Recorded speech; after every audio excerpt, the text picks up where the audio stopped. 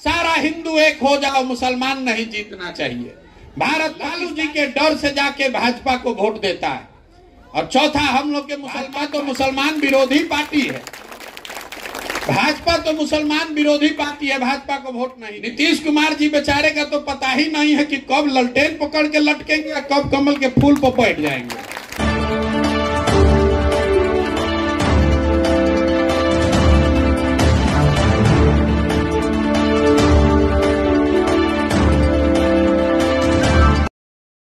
नमस्कार, मैं संतोष और आप देख रहे हैं तिरहुत दस्तक। जन सुराज अभियान के अंतर्गत प्रशांत किशोर का पद यात्रा जारी है। पद यात्रा के दौरान प्रशांत किशोर लोगों को जागरूक करने में लगे हैं। वहीं बिहार के मुख्यमंत्री नीतीश कुमार और तेजस्वी यादव पर निशाना साधते हुए बिहार में बदलाव लाने का प्रयास करने में लगे हैं। पद यात्रा के दौरान समस्तीपुर जिला के एक संबोधन में प्रशांत किशोर ने कहा, बिहार के साधारण परिवार के लड़के हैं, माता पिता का आशीर्वाद है, ऊपर वाले की कृपा है, जीवन में कुछ हासिल करने का अवसर मिला है। 10 बरस तक संयुक्त राष्ट्र संघ में काम करते थे, पहले भारत में, फिर अमेरिका में, उसके बाद अफ्रीका में हमने काम किया है।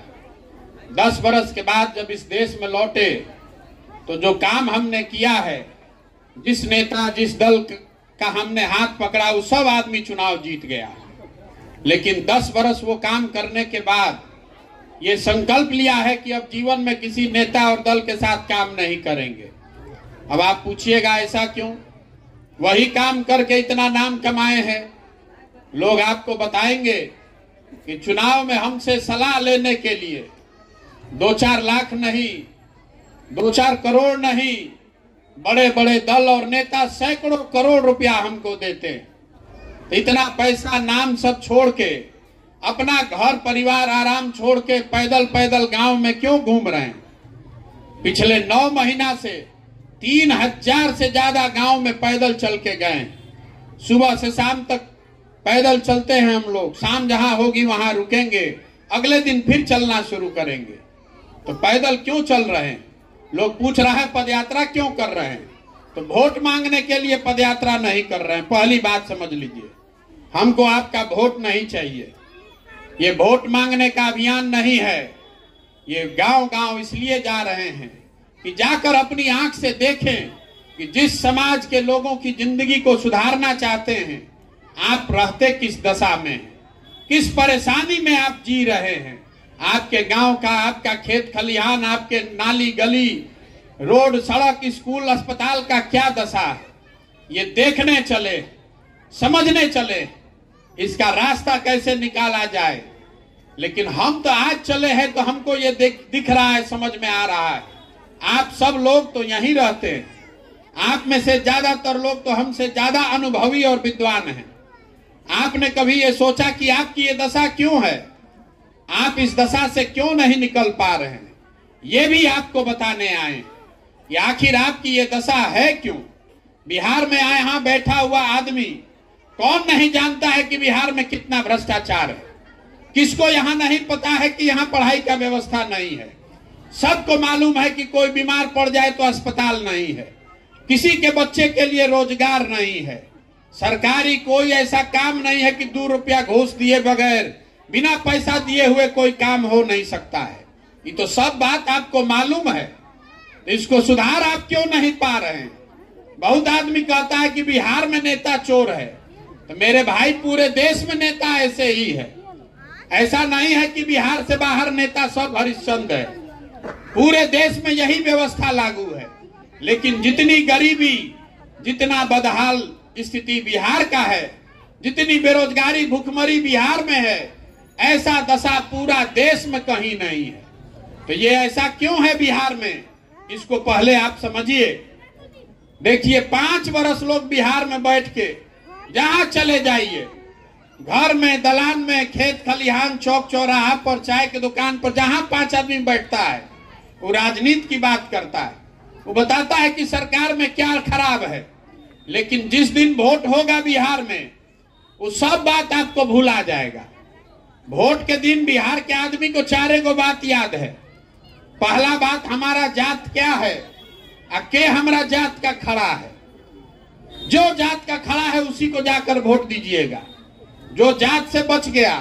बहुत आदमी को लगता है कि बिहार में सब जाते पर वोट दे रहा है। ये सही बात नहीं है, आपका भ्रम दूर कर देते हैं। अगर सिर्फ जात पर ही लोग वोट देते तो बिहार में मोदी जी को तो एक को वोट नहीं मिलना चाहिए। उनके जात का तो बहुत आदमी यहाँ नहीं रहता है, तो वोट उनको कैसे पड़ रहा है? वोट इसलिए पड़ रहा है कि जो जात से बचा वो धर्म में फंसा, हिंदू मुसलमान बन के वोट दे रहा है। सारा हिंदू एक हो जाओ, मुसलमान नहीं जीतना चाहिए। भारत पाकिस्तान के नाम पर वोट दे रहे हैं। तो पहले जात पर दिए, जो बच गया वो धर्म पर दिया। जो दोनों से बच गया, तो बिहार में एक वर्ग है जिसने लालू जी का जंगल राज देखा है। उसको इतना डर है उस राज का कि कहता है कि जाने दीजिए भैया, पढ़ाई हो चाहे नहीं, रोजगार हो चाहे नहीं, कम से कम अपराध नहीं है, कोई आकर गोली नहीं मार रहा है, अपहरण नहीं कर रहा है। तो लालू जी के डर से जाके भाजपा को वोट देता है। और चौथा, हम लोग के मुसलमान भाई लोग हैं, ये लोग कह रहा है कि जिए चाहे मर जाएं, भाजपा को वोट नहीं देंगे। भाजपा तो मुसलमान विरोधी पार्टी है, भाजपा तो मुसलमान विरोधी पार्टी है, भाजपा को वोट नहीं देंगे। तो भाई मेरे, बिहार में बचा कौन? बिहार में तो दुइये गो दल है, एगो मोदी जी का भाजपा, एगो लालू जी का ललटेन। नीतीश कुमार जी बेचारे का तो पता ही नहीं है कि कब ललटेन पकड़ के लटकेंगे या कब कमल के फूल पर बैठ जाएंगे। तो मुसलमान कह रहा है कि भाजपा को दे नहीं सकते हैं, तो ललटेने दिख रहा है, इसी में किरासन तेल बन के जलेंगे। आप ईमानदारी से बताइए, इसी 4 चीज पर न वोट दिए हैं, काहे के लिए गाना गाते हैं? क्यों गाना गा रहे हैं कि बिहार में भ्रष्टाचार है? क्यों गाना गा रहे हैं कि सड़क नहीं है, कि आपके बच्चों के पढ़ने की व्यवस्था नहीं है? ये झूठ बोलने की आदत लग गई है। मेरे भाई, आपने पढ़ाई के लिए कहां वोट किया है? अभी आपको हमारी बात पर भरोसा नहीं है तो अभी आपसे 2 सवाल करेंगे, आपको अभी आईना दिखेगा कि आपकी दुर्दशा क्यों है। सबको जवाब देना है, हाँ चाहे ना, हाथ उठा के। 3000 गांव में हम ये सवाल पूछे हैं, आपसे भी पूछने आए। यहाँ जितने लोग आप आए हैं, आप बताइए, आपकी समझ से बिहार में और कुछ हो चाहे नहीं, सभी के बच्चों के पढ़ने की व्यवस्था होनी चाहिए कि नहीं होनी चाहिए? सब लोग सोच के बताइए, पढ़ने की व्यवस्था होनी चाहिए कि नहीं होनी चाहिए? सब लोग अभी बोला है, हम नहीं बोले हैं। आपने बोला है कि सभी के बच्चों के पढ़ने की व्यवस्था होनी चाहिए। आप ये क्यों बोल रहे हैं? ये इसलिए बोल रहे हैं कि आपको मालूम है, जो डॉक्टर साहब आपको समझा रहे थे, कि अगर आपके बाल बच्चे पढ़ लिख जाएं तो उससे आपका जीवन सुधर सकता है। तो जरा अब उन्हीं बच्चों का चेहरा याद कर लीजिए। सब लोग अपना अपना बच्चे का चेहरा याद कीजिए और अपने बच्चों के नाम पर ईमानदारी से बताइए। यहाँ जितने लोग आए हैं, कोई एक आदमी जिसने अपने बच्चों के पढ़ाई के लिए जीवन में वोट दिया है, बताइए। जो दिया है तो हाथ उठाइए। कोई दिया है भाई? यही आपके दुर्दशा का कारण है। अभी कितना जोर से हाथ उठाकर बोले हैं कि पढ़ाई होना चाहिए, लेकिन पढ़ाई के लिए वोट नहीं देते हैं। खाना मिलना चाहिए, लेकिन खाना बनाइएगा नहीं तो खाइएगा कैसे? आपको लग रहा है कि नेता आपको ठग रहा है। यहाँ बहुत राजनीति के ज्ञानी लोग बैठे हैं, कुछ हमको ये भी कहेगा कि पढ़ाई के लिए वोट दे भी दें तो भी पढ़ाई नहीं सुधरेगा। तो आपका ये भ्रम है, उसको दूर कर देते हैं। आपने लोकतंत्र को समझा ही नहीं है। लोकतंत्र में आप किसको वोट देते हैं इसका महत्व नहीं है। महत्व इस बात का है कि किस बात के लिए वोट देते हैं। अभी आपको लग रहा है कि बिहार में आपने वोट ठीक दिया, नेता और सरकार काम नहीं कर रहा है। हम आपको बता रहे हैं कि नहीं, जिस चीज के लिए आपने वोट दिया है वो चीज आपको थोड़ा कम या ज्यादा मिल रहा है। हमारी बात पर भरोसा नहीं है तो अभी आपको बता रहे हैं। देखिए, पूरे बिहार में आपके इस गांव पंचायत में भी घरे घर से लोगों ने मोदी जी को वोट दिया है 5 किलो अनाज के लिए। तो बिहार में चाहे जितना भी चोरी भ्रष्टाचार है, 1 किलो चोरी करके सबको 4 किलो अनाज मिल रहा है कि नहीं मिल रहा है? आपने घर घर से वोट दिया राम मंदिर बनाने के लिए। तो बिहार में स्कूल बने चाहे नहीं, फैक्ट्री लगे चाहे नहीं, आपके वोट की ताकत है। अयोध्या में राम मंदिर बन रहा है कि नहीं बन रहा है? आपने वोट दिया जात के नाम पर। तो मेरे भाई, चाहे आपका दुर्दशा कितना भी हो, आपके जात का जो नेता है वो राजा बनकर है स्कॉर्पियो पर और हेलीकॉप्टर पर घूम रहा है कि नहीं घूम रहा है? आपने वोट दिया मोदी जी का चेहरा देख के, तो आपका बच्चे का चेहरा चाहे मुरझाया हो, मोदी जी का चमकता हुआ चेहरा रोज टीवी में अखबार में देखने को मिल रहा है कि नहीं मिल रहा है? आपने वोट दिया घर घर बिजली आने के लिए नीतीश कुमार को, तो नीतीश कुमार चाहे बिहार में और कुछ करे चाहे नहीं, 2000 बिजली का बिल आए कि 5000, घरे घरे बिजली आया है कि नहीं आया है? आपने वोट दिया सिलेंडर के लिए, तो सिलेंडर का दाम 1200 हो कि 1400, इसी बिहार में घर घर सिलेंडर आया है कि नहीं आया है? ये आपको क्यों बता रहे हैं? ये लोकतंत्र की ताकत को समझिए। जिस चीज के लिए आप वोट दीजिएगा वो थोड़ा कम या ज्यादा अपने आप होगा। चुनकर चाहे जिसको लाइए, वोट जिसको देना है दे दीजिए। मोदी को दीजिए कि नीतीश को दीजिए, लालू को दीजिए कि प्रशांत किशोर को दीजिए, वोट अपने बच्चों के लिए दीजिए। यही बात आपको नहीं समझ में आ रही। नेता आता है कहता है भैया देश के लिए वोट दीजिए, तो आप भारत पाकिस्तान के नाम पर वोट दिए। कोई आया कहा अगला पिछड़ा के नाम पर वोट दो, तो जात के नाम पर वोट दे दिए। कभी हिंदू मुसलमान बनकर वोट दे दिए, कभी 5 किलो अनाज पर वोट दिए, कभी नाली गली पर वोट दिए। तो आपका बच्चे का भविष्य सुधरेगा कैसे? आपने अपने याद करके बता लीजिए। आपने स्वयं से बताया कि आपने अपने बच्चों के पढ़ाई के लिए वोट नहीं किया, आपने यहाँ फैक्ट्री रोजगार के लिए वोट नहीं किया। तो जिस चीज के लिए वोट किए नहीं है वो मिलेगा कैसे? कभी नहीं मिलेगा। इसी बात के लिए हम पैदल चल रहे हैं, आपसे वोट नहीं मांग रहे, आपसे हाथ जोड़ रहे हैं, घर घर जाकर हाथ जोड़ रहे हैं कि एक बार मेरी बात मानिए और एक बार अपने बच्चों के लिए वोट दीजिए। अगर आप अपने बच्चों की चिंता नहीं करेंगे तो लिख कर रखिए, कोई दल कोई नेता जिसको वोट देना है दे दीजिए, लेकिन कोई दल और नेता आपके बच्चों की चिंता नहीं करेगा। काहे करेगा भाई? जिस समाज में लोगों को अपने बच्चों की चिंता नहीं है। हम आज 3000 गांव में पैदल गए हैं। ज्यादातर जगहों पर जहां हम गए 100 लड़के अगर दौड़ रहे हैं, आधे से ज्यादा बच्चों के शरीर पर कपड़ा नहीं है। आपके छोटे छोटे बच्चों के आप अपने गांव में जाकर देख लीजिएगा, आपके छोटे छोटे बच्चों के पैर में हवाई चप्पल नहीं है, लेकिन आपको उसका चिंता नहीं है। आप तो जाति का झंडा उठाए हैं, आपको धर्म का झंडा उठाना है, आपको मोदी को जिताना है, आपको कभी लालू को जिताना है, आपको अपने बच्चों को नहीं जिताना है। यही दुर्दशा है बिहार के लोगों की, ये नहीं सुधर सकता है। हमको लोग कह रहा है कि प्रशांत किशोर आए हैं, बहुत पढ़े लिखे हैं, ये सुधार सकते हैं। हम आपको बता रहे हैं, जो आता है यही कहता है कि हमको वोट दीजिए, हम सुधार देंगे। मैं आपको बताने आया हूं, एक प्रशांत किशोर को छोड़िए, अगर 10 प्रशांत किशोर आ जाएं तब भी ये सुधरने वाला नहीं है। जब तक आप नहीं सुधरिएगा तब तक कोई बिहार को नहीं सुधार सकता है। गौवा में जा रहे हैं तो कहता है कि मुखिया जी पैसा ले रहे हैं राशन कार्ड बनाने के लिए 2000, इंदिरा आवास के लिए 20000। भाई जिस दिन मुखिया का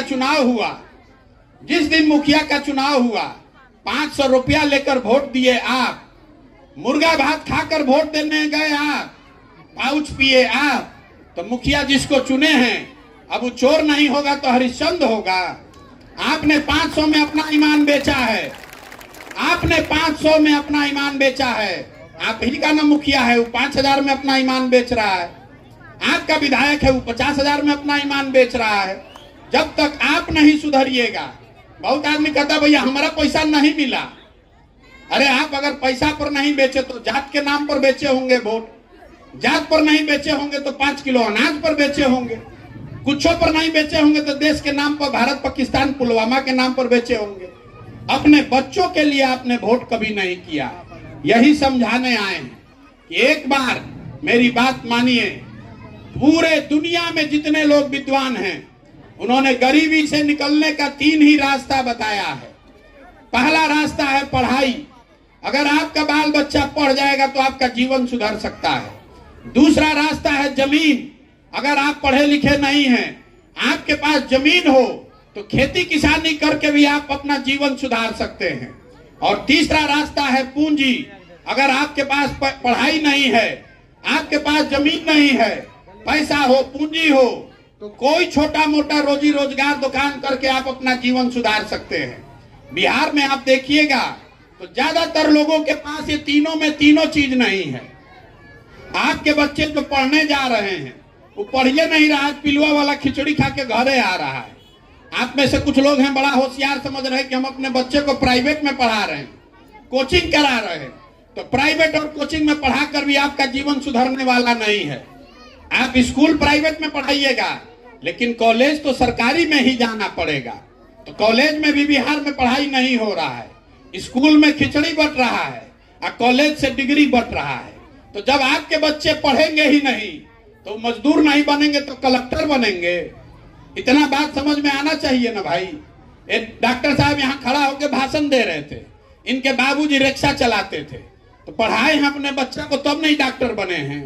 हमारे बाबा अपने बैलगाड़ी चलाते थे, मजदूर थे, अपने सब बच्चा में अपना पेट काट के एक बच्चा को पढ़ाए तो हमारे बाबूजी डॉक्टर बने।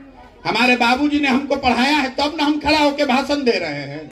आप तो अपने बच्चे को पढ़ाइए नहीं रहे हैं ना, आप कभी पढ़ाई का बात करते हैं। गांव में स्कूल है, पढ़ाई नहीं हो रहा है, किसी को चिंता नहीं है। अभी ऑर्केस्ट्रा का नाच आ जाए तो पूरा गांव वहां टूट पड़ेगा। स्कूल में पढ़ाई नहीं हो रहा, उसका किसी को चिंता नहीं है। तो कैसे आपका जीवन सुधरेगा? 5 किलो अनाज से आपका जीवन नहीं सुधरने वाला है। यही संकल्प लेकर चले हैं। दूसरा रास्ता आपको हमने बताया, जमीन। खेती किसानी करने वाले लोग यहाँ पर क्यों बदहाल है? वो इसलिए कि बिहार में गरीबों के नाम पर राजनीति हुआ, लेकिन पिछले 75 साल में यहाँ भूमि सुधार का कोई काम नहीं किया गया है। 100 में 60 आदमी जो बिहार में रहता है, इसको याद रखिएगा, 100 आदमी जो बिहार में रहता है उसमें 60 आदमी ऐसा है जिसके पास 1 इंच जमीन ही नहीं है। और जो 40 आदमी के पास जमीन है, वो 40 में 35 आदमी ऐसा है जो 2 बीघे से कम की खेती करता है। तो जो बिहार में खेती करने वाले लोग हैं, ये कमाने के लिए खेती नहीं करते हैं, खाने के लिए खेती कर रहे हैं। आप खेत में वही उपजा पाते हैं कि आपका और आपके बाल बच्चे का पेट भर जाए। खेती से कमाई का उपाय नहीं है, तो बच्चों के पढ़ने का व्यवस्था है नहीं, खेती से कमाई का जुगाड़ है नहीं, तो गरीबी से निकलिएगा कैसे? तीसरा रास्ता आपको बताया, पूंजी। अब बहुत ऐसा राज्य है जहां लोग पढ़े लिखे नहीं हैं, जहां खेती भी नहीं है, लेकिन लोगों के पास पैसा है, पूंजी है, घरे घर दुकान खोला है। कुछ नहीं, अगर आपके पास पैसा होता 5 गो भैंसे पाल लेते। वो बिहार में लोग क्यों नहीं कर पाते हैं? वो इसलिए नहीं कर पाते हैं कि जो 100 लोग बिहार में रहता है उसमें 80 आदमी ऐसा है, और अपने गांव में भी जाकर देख लीजिएगा, 100 में 80 आदमी हर दिन यहाँ 100 रुपया भी नहीं कमाता है। जब आप 100 रुपया भी नहीं कमाइएगा तो इस महंगाई के जमाना में खाइएगा क्या, बचाइएगा क्या, और पूंजी कहां से लाइएगा? तो जब आपके पास पढ़ाई है नहीं, जमीन है नहीं, पूंजी है नहीं, तो गरीबी से आप निकल नहीं सकते हैं। चाहे वोट जिसको देना है दे लीजिए, जिसको जिसकी सरकार बनाना है बना दीजिए। जब तक यहाँ पर बच्चों के पढ़ने का व्यवस्था नहीं हो, जब तक भूमिहीनों को सरकार जमीन न दे, और जब तक घर घर लोगों को रोजी रोजगार के लिए पूंजी नहीं उपलब्ध कराया जाए, तब तक बिहार से गरीबी दूर नहीं हो सकता है। सरकार चाहे नाली गली बनवा दे कि घर में बिजली का कनेक्शन खिंचवा दे, इससे आपका गरीबी नहीं दूर होगा। 5 किलो के बदले अगर 10 किलो भी अनाज मिलने लगेगा, उससे पेट भरेगा, उससे गरीबी दूर नहीं होगा। इसीलिए जन सुराज में हम कोई वादा नहीं करते हैं, कोई मदद की बात नहीं है, लेकिन जन सुराज का पहला संकल्प क्या है, इसको याद रखिए। जब ये नई व्यवस्था बने तो रोड, नाली, गली, अस्पताल जब बनेगा तब बनेगा। पहला जन सुराज का संकल्प है कि व्यवस्था नहीं बनने के बाद साल भर के अंदर जितने आपके घर के सवांग बाहर जाकर मजदूरी कर रहे हैं बिहार के बच्चे, और जितने लोग यहाँ बेरोजगार बैठे हैं, सबके लिए 10 से 15 हजार रुपया के रोजी रोजगार का व्यवस्था यही स्थानीय स्तर पर होगा 1 साल के अंदर। अब आप बताइए कि अगर आपके घर के सवांग को 10-15 हजार रुपया का यहाँ स्थानीय स्तर पर रोजगार होगा, उससे आपका जीवन सुधरेगा कि नहीं सुधरेगा? आपको 5 किलो अनाज चाहिए कि अपने घर के लोगों के लिए रोजगार चाहिए? मुंह खोल के बोलिए, रोजगार चाहिए कि 5 किलो अनाज चाहिए? 5 किलो अनाज चाहिए कि रोजगार चाहिए भैया? अपने जात का नेता चाहिए कि बच्चों के लिए पढ़ाई चाहिए? बोलने से नहीं होगा। यही 2 चीज याद रखिए। वोट जिसको देना है दीजिए, हमको उसका चिंता नहीं है। वोट दीजिए अपने बच्चों के लिए, उनके पढ़ाई और रोजगार के लिए। इतना मंत्र बांध लीजिएगा तो अपने आप आपका जीवन सुधरेगा। नेता कोई जीत कर जाए, उसको पढ़ाई और रोजगार के लिए जब वोट दीजिएगा तभी आपका जीवन सुधरेगा। नहीं तो जिसको वोट देना है देते रहिए, ये सुधरने वाला नहीं है। कितना गाना गाना है गा लीजिए, ये नहीं सुधर सकता है। जब आप जगिएगा अपने बच्चों के लिए तभी सुधरेगा। लोग कह रहा है क्या करे भैया, बिहार में विकल्प नहीं है। एक ओर भाजपा, एक ओर लालू, किसको वोट दें? अगर विकल्प नहीं है तो आप विकल्प बनाइए। कौन रोक रहा है आपको विकल्प बनाने से? कहता है आदमी हमारे पास साधन नहीं है, पैसा नहीं है, चुनाव कैसे जीतेंगे? तो जन सुराज वो व्यवस्था है। अगर आपको लगता है कि बिहार में नया विकल्प बनना चाहिए, बेहतर विकल्प बनना चाहिए, तो पैसे का चिंता मत कीजिए, साधन व्यवस्था का चिंता मत कीजिए। वो चिंता अपने भाई, अपने बेटे प्रशांत किशोर पर छोड़िए, लेकिन अपने बच्चों के लिए पहले खड़ा होइए। यहाँ जितना आदमी है कहता है कि भैया आप आगे आगे चलिए, आपके पीछे हैं। बिहार में आदमी इतना चालाक है, कहता है आप आगे बढ़िए, पीछे हम हैं। मेरे भाई, जो समाज अपने बच्चों के साथ नहीं खड़ा है, आपके नस में जाति और धर्म का इतना नशा भर दिया है नेताओं ने कि आपको अपने बच्चों के साथ आप नहीं खड़े हैं। आप हमारा भाषण सुनकर प्रशांत किशोर के साथ खड़ा होइएगा, आप किसी के साथ नहीं खड़ा होने वाले लोग हैं। आपको यही हाथ जोड़कर कहने आए हैं कि अपने बच्चों के लिए खड़ा होइए। यहाँ जितने लोग बैठे हैं, ज्यादातर लोग का आधा से ज्यादा उम्र आपका बीत गया। हमारा उम्र है 45, आधा से ज्यादा उम्र तो हमारा बीत गया। अरे अपने लिए नहीं तो कम से कम अपने बच्चों के लिए जगिए, नहीं तो जाति या धर्म में पड़े रहिएगा। 5 किलो अनाज और नाली गली पर वोट देते रहिएगा। तो लिख कर रखिए, जिस बदहाली में आप जी रहे हैं, आने वाली पीढ़ी और आपके बच्चे भी इसी बदहाली में जिएंगे। इसको कोई सुधार नहीं पाएगा।